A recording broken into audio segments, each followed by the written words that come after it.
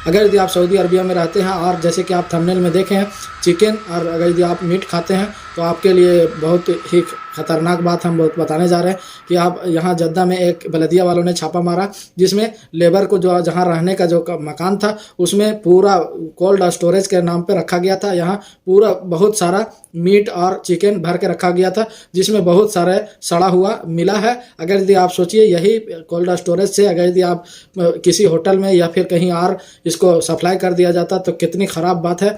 यहाँ ऐसे बहुत ही साफ़ सफाई होता है, बहुत ही इसको पाबंदी किया जाता है। इस तरह से जो भी आदमी अगर कोल्ड स्टोरेज किया है इसको, और इसका कोल्ड स्टोरेज करने का जो नियम है उसको पालन नहीं किया है। आपको पता ही है यहाँ पर ना मीट को कहीं रखा जा सकता है ज़्यादा दिन तक, और ना ही सब जगह पे इसको ज़बह किया जा सकता है। यानी कि जो मीट बनाया जाता है जो जिसको उसको सब जगह नहीं किया जा सकता है। जहाँ लाइसेंस है वहीं पर किया जाता है। लाइसेंस यानी कि जिसका जो रूल रेगुलेशन को पालन करेगा वही ये काम कर सकता है, तो इसके खिलाफ कार्रवाई किया जाएगा।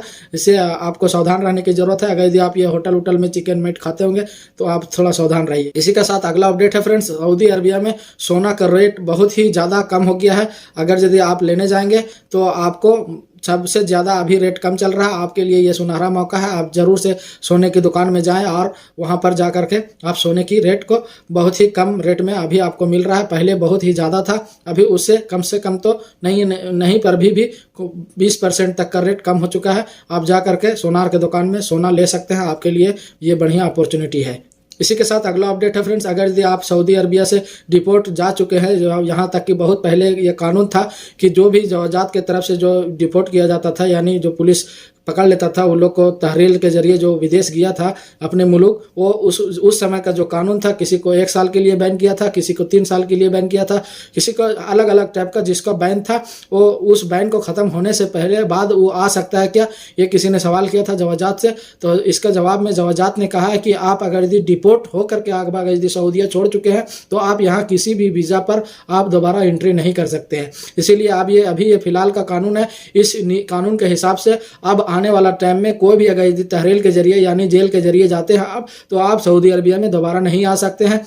ये सब फाइनल हो चुका है। अभी जो कानून है इसके हिसाब से अगर यदि आपको किसी तरह से कोई प्रॉब्लम है, केस कीजिए, केस करके एम्बेसी के थ्रू आउट पास लेकर के जाइएगा, तभी आप दोबारा सऊदी आ सकते हैं। अभी बहुत ही बढ़िया कानून है। आपको पता ही है कि अगर यदि आपका कफील या कंपनी आपको हुरूफ नहीं लगा सकता है, आपका कॉन्ट्रैक्ट खत्म कर देगा, और कॉन्ट्रैक्ट खत्म होने के 15 दिन के 2 महीने के अंदर 15 दिन के अंदर किसी में कफाला करवा लीजिए, और नहीं तो फिर 2 महीने तक का आपको टाइम मिलता है। 2 महीने तक का आप कफाला करवा लीजिए, नहीं तो आप एग्जिट लगवा करके जा सकते हैं। आपको कॉन्ट्रैक्ट खत्म हो जाता है तो फिर उस कॉन्ट्रैक्ट के ऊपर दूसरे वीज़ा पर आप आ सकते हैं। और अगर यदि हुरूफ के हवाले से तहरील के जरिए जाते हैं तो आप दोबारा सऊदीया किसी भी हवाले में किसी भी वीज़ा पर नहीं आ सकते हैं। इसी के साथ अगला अपडेट है फ्रेंड्स, अगर यदि आपके आसपास में बंदर है कहीं, तो आप अपने खाने पीने वाला सामान जैसे कि केला हो गया और भी जो अपने आप खुद खाते हैं उसको आप बंदरों को ना खिलाएं। बंदरों को खिलाने का मकसद है आप अपने इलाके में उसको बढ़ावा देते हैं। बंदर आप अपने खाना को जंगल में तलाश करता है और वो जंगल में ही खा लेता है।